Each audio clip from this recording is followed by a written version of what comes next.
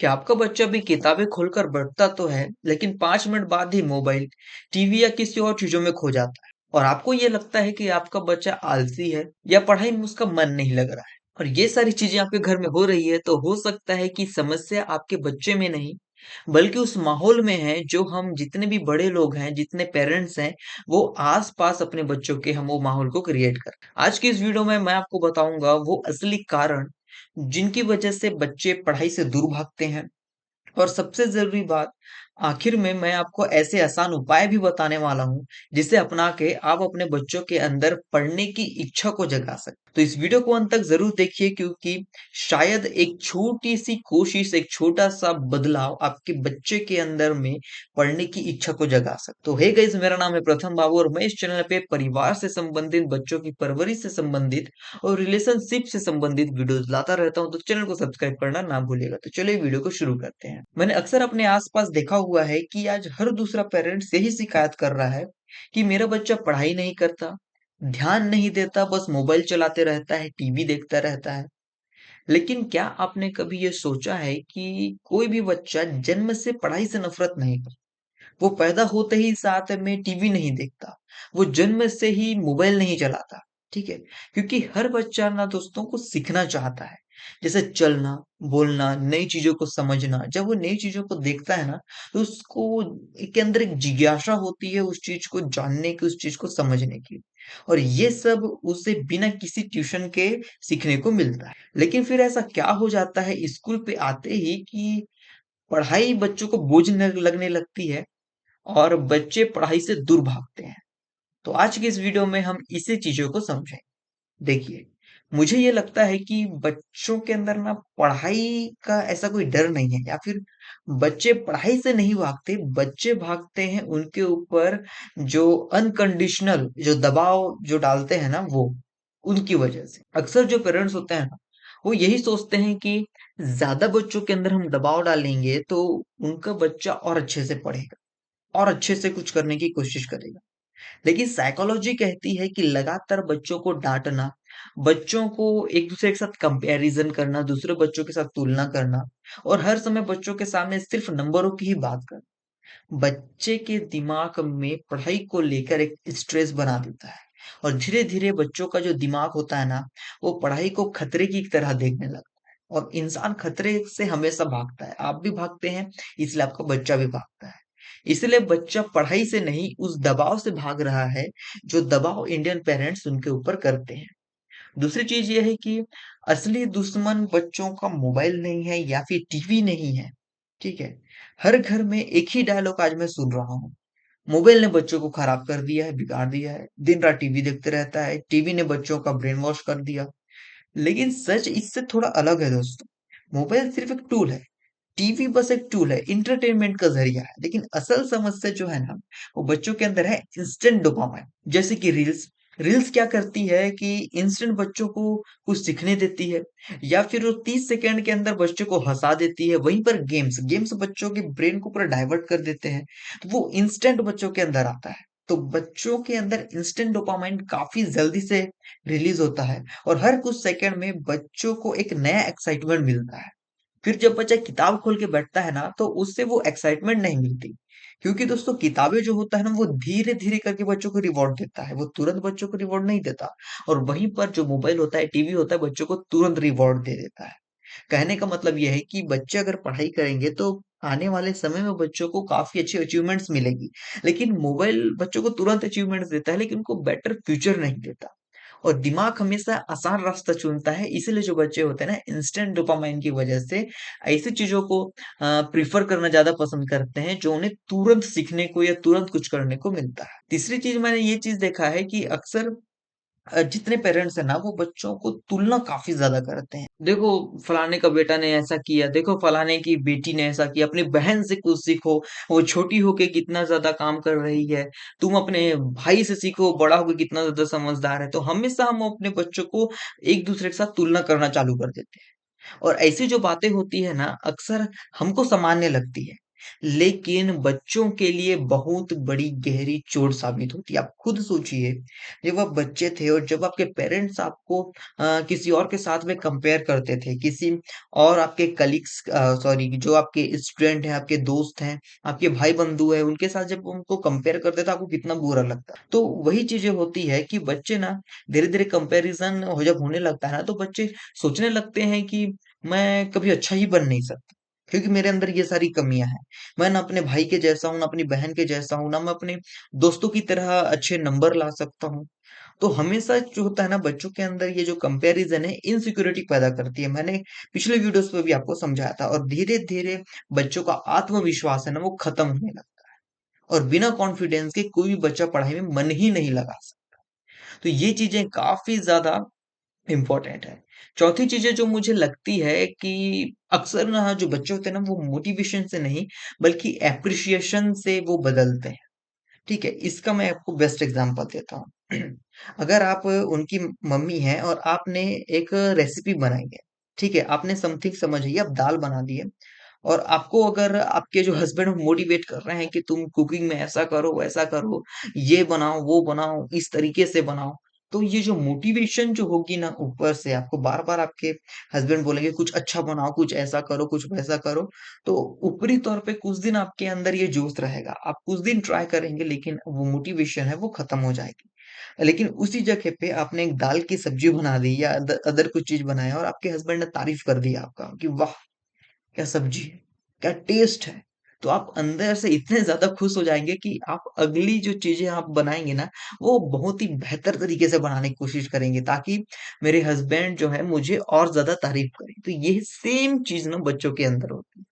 आज के टाइम पे आपने देखा होगा कि गलती पकड़ने वाले ना पेरेंट्स बहुत आपको मिलेंगे, लेकिन छोटी-छोटी कोशिशों की तारीफ़ करने वाले पेरेंट्स बहुत ही कम मिलते हैं। आज अगर बच्चा छोटी-सी भी चीज़ को अचीवमेंट करता है, तो हम बच्चों की कभी तारीफ़ ही नहीं करते। लेकिन वहीं पर बच्चा छोटी-सी गलती कर दे ना, तो गलती को सुधारने की बजाय, बच्चों को समझाने की बजाय हम उसे डाँटना चालू कर देते हैं। यहीं पर दोस्तों डिफ़रेंस है। तो हमेशा बच्चों की तारीफ करिए। अगर आज उसने एक चैप्टर पूरा किया है, एक आपको पोयम याद करके उसने सुना दिया, तो आप बच्चों को काफ़ी ज़्यादा ये तारीफ करिए बच्चों की, वाह! क्या पोयम है, तुमने बहुत ही अच्छे से इसे याद किया है। आप बच्चों को ये मत बोलिए कि तुमने 1 क्यों याद किया, तुम्हें 2 याद करना था। अगर ऐसी चीज़ें आप बच्चों को करेंगे ना, तो बच्चे फिर से काफ़ी ज़्यादा ना इनसिक्योरिटी पैदा बच्चों के माइंड में होगी और बच्चे ये सोचेंगे कि क्या मैं जितनी भी चीज़ें करता हूँ, पेरेंट्स मुझसे खुश क्यों नहीं होते? यही चीज़ है और अगर आप उनकी तारीफ़ कर देंगे, आप उनकी एप्रिशिएट कर देंगे, तो बच्चा आज 1 पोएम की जगह कल 2 पोएम आपको याद करके सुनाएगा। तो बच्चों को महसूस कराइए कि उसकी मेहनत की कुछ वैल्यू है। याद रखिए, जिस चीज़ की तारीफ़ होती है ना, वो धीरे-धीरे ना आदत बन जाती है। 5वीं बात ये है कि बच्चे सुनते कम है और कॉपी ज़्यादा करते हैं। मैंने पिछली वीडियो पे भी ये चीज़ें कहा है। अगर घर में हर समय मोबाइल चल रहा हो, टीवी चल रहा हो, पेरेंट्स खुद घंटों-घंटों फ़ोन पे बात कर रहे हैं। आप दिन-रात मोबाइल चला रहे हैं, आप कुछ काम कर रहे हैं तो आप मोबाइल यूज़ कर रहे हैं, मोबाइल के साथ आप काम करते हैं। तो बच्चा पढ़ाई में मन कहाँ से लगाए? मैंने पिछली वीडियो पे भी कहा था कि बच्चे हमारे शब्दों से कम हमारी आदतों से सीखते हैं। अगर आप बच्चों के सामने जब तक बच्चे का स्टडी टाइम है, आप बच्चों के सामने किताबें पढ़ेंगे, तो बच्चा भी आपको देखे अपने जो बुक्स है वो पढ़ना चालू करेगा। इससे 2 बेनिफिट्स होती है, एक बच्चा का मन पढ़ाई में लगेगा, दूसरी चीज़ आप जो किताबें पढ़ेंगे, उससे आपको भी कुछ नया नॉलेज मिलेगा। तो बच्चा जो होता है ना, उसे कभी बोल-बोल के सिखाया नहीं जाता। उसके सामने एग्ज़ाम्पल सेट होके बच्चों को उस आदत को उसके अंदर में डेवलप कराया जाता है। तो जब भी आप अपने बच्चों को टीवी के अलावा आप अपने बच्चों को पढ़ाई की में आदत दिलवाएँगे, बच्चों के सामने मोबाइल यूज़ करना बंद करके उनके सामने बुक्स पढ़ेंगे, तो बच्चा ऑटोमैटिकली किताबों की ओर उसका ध्यान बढ़ेगा। छठवीं चीज़ जो मुझे लगती है कि हमेशा पेरेंट्स होते हैं ना, वो बच्चों के अंदर ना अपने अधूरे सपनों को थोप देते हैं। अक्सर डॉक्टर बनना है, इंजीनियर बनना है। अक्सर ये चीज़ें मेरे साथ भी हुई थी। मेरे पेरेंट्स ने भी मुझे कभी मेरी इच्छा को नहीं पूछा कि तुम करना क्या चाहते हो? किन चीज़ों पे तुम्हें इंटरेस्ट है? कभी नहीं पूछा। हमेशा बचपन से अपने इशारों पे चलाया। हम जब तुमको उठ बैठेंगे तो तुमको उठना पड़ेगा, उठ बोलेंगे तो उठना पड़ेगा, बैठ बोलेंगे तो बैठना पड़ेगा। समझ रहे हैं? मतलब किस तरीके से मुझे काफ़ी ज़्यादा मेंटली तरीके से ही टॉर्चर किया जाता था फैमिली में। लेकिन मैं थोड़ा ना ढीठ किस्म का बच्चा बना धीरे-धीरे होके। बचपन में तो माना काफ़ी सारी बातों को, लेकिन बड़ा जब होते गया ना 10th 12th जैसा गेम है, तो काफ़ी ज़्यादा ढीठ हो गया कि मैं वही करूँगा जो मुझे करना है, लाख कोशिश करो। ये अक्सर क्या होता है कि मेरे पेरेंट्स ने कई जगह पे बड़ी-बड़ी बढ़ाइयाँ मारी हुई थी कि हम अपने बच्चों को डॉक्टर बनाएँगे, इंजीनियर बनाएँगे। एक टाइम तो आईएएस के पीछे पड़ गए थे कि आईएएस ऑफिसर बनाएँगे। देखिए, क्या आपने कभी अपने बच्चों से ये पूछा है कि बच्चों का सपना क्या है? ये चीज़ें मुझसे कभी नहीं पूछी गई, लेकिन जिन चीज़ों पे मुझे इंटरेस्ट था, मैं आज वो कर रहा हूँ और आज मैं उन चीज़ों पे सक्सेसफुल हूँ। अच्छी अर्निंग्स भी कर रहा हूँ, अच्छा लाइफ भी मेरा सेटल है। ठीक है? तो यही चीज़ होता है कि जब लक्ष्य अपना होता है ना, तो मेहनत भी दिल से होती है। अगर मुझे आज डॉक्टर के लिए पढ़ाई किया जाता, इंजीनियर के लिए करवाया जाता या फिर आईएएस के लिए भेज दिया जाता, तो हो सकता है कि मैं आज वो चीज़ों को अचीवमेंट ही नहीं कर पाता और ये जो पढ़ाई होती है ना, डॉक्टर की पढ़ाई, इंजीनियर की पढ़ाई, आईएएस की पढ़ाई, ये काफ़ी ज़्यादा मेरे अंदर हावी हो जाता और मैं सुसाइड अटेम्प्ट कर लेता। सिंपल सी चीज़ है। आपने आज कई सारी केसेज़ भी आपने देखी है कि अभी एक रिसेंटली एक बच्चे ने सुसाइड किया और उसने कहा कि मेरी बॉडी मेरे पिताजी को छूने तक मत देना। तो ये सारी चीज़ें होती है ना बच्चों को अंदर-अंदर खाती है जब हम अपने बच्चों के अंदर अपने सपने को थोपते हैं। तो हमें कभी भी ये चीज़ें नहीं करनी चाहिए। बच्चों से हमेशा ये पूछना चाहिए कि उसे किस चीज़ में मज़ा आता है, किस चीज़ को करने में उसे इंटरेस्ट है। तो उसकी रुचि को समझिए, फिर उसे जो पढ़ाई है ना, उसके ज़रिए आप उसके सपने को पूरे करवा सकते हैं। अगर उसे पढ़ाई में इंटरेस्ट है, तो प्रॉपर वो पढ़ाई में मोटिवेट होगा। अगर उसे डॉक्टर बनना है बोला, तो आप उसे बताइए कि हाँ बेटा हम साइंस अगर तुम लोगे तो इसमें अगर तुम अच्छे ग्रेड लेके आ सकते हो, अच्छा तुम इसके ऊपर नॉलेज ले सकते हो, तो तुम डॉक्टर बन सकते हो। तो बच्चा उस पे इंटरेस्ट लेना चालू करे। 7वीं चीज़ें मैं आपको बताऊँगा कि प्रैक्टिकल सॉल्यूशंस। ठीक है, मैं ऐसे कुछ 5 आपको चीज़ें बताऊँगा जिसे आप फ़ॉलो करेंगे ना तो बच्चा धीरे-धीरे कुछ नहीं तो बच्चों के अंदर डेवलपमेंट आना चालू हो जाएगा। पहली चीज़ है कि रोज़ बच्चों को ना एक फ़िक्स स्टडी टाइम दे दीजिए, पढ़ने का समय आप दे दीजिए कि तुम्हें 2 घंटा पढ़ना है, जैसे 6 से 8 बजे और उस बीच में आपको भी बैठना है पढ़ने के लिए।